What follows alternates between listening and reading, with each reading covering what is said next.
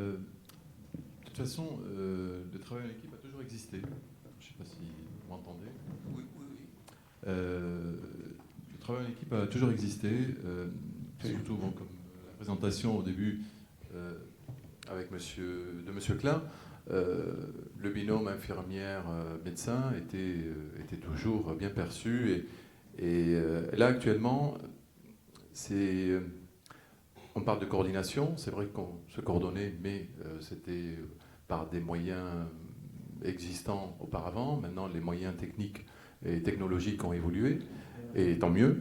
Ce qui est intéressant, c'est que on va vers une formalisation de ce qui existe, et bien sûr autour du patient, toujours.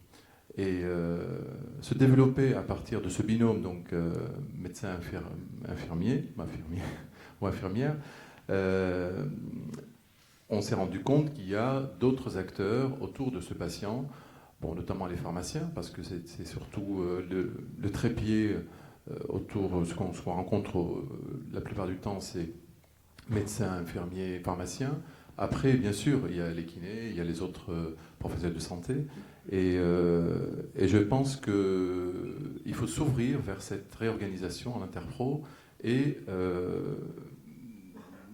l'alléger au maximum. Il ne faut pas non plus l'alourdir par des choses qui vont devenir de l'administratif. On dit qu'il faut alléger les tâches administratives au niveau des professionnels de santé, mais malheureusement, on se rend compte qu'il y en a encore plus à chaque fois.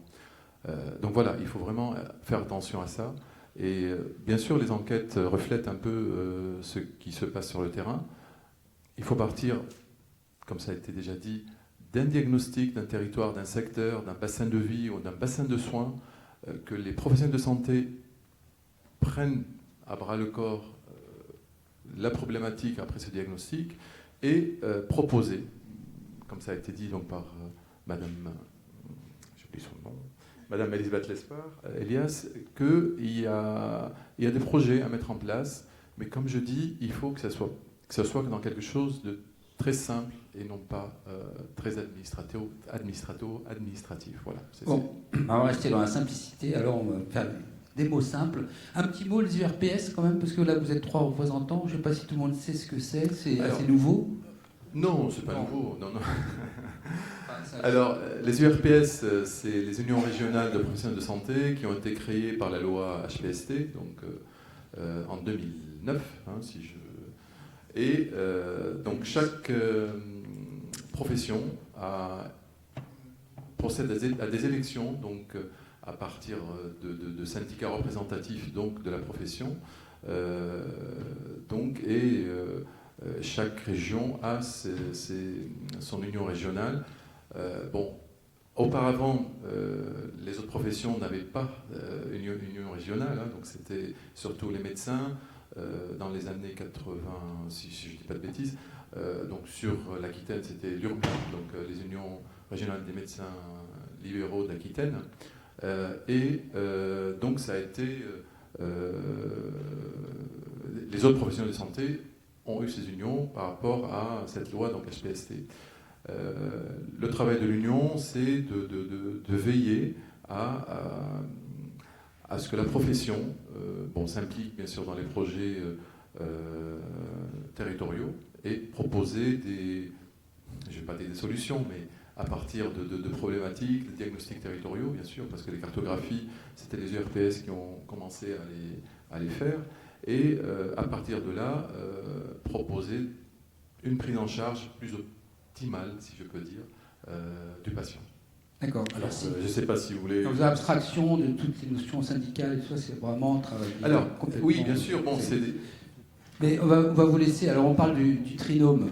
Alors, on est élu sur des listes syndicales, comme les assemblées nationales élues à partir des partis politiques. Donc c'est une assemblée où la représentativité syndicale n'existe plus. Donc on travaille tous ensemble. Tous les syndicats font... Voilà, donc c'est une assemblée d'élus et on travaille sur les projets dans des commissions, notamment la permanence de soins, par exemple.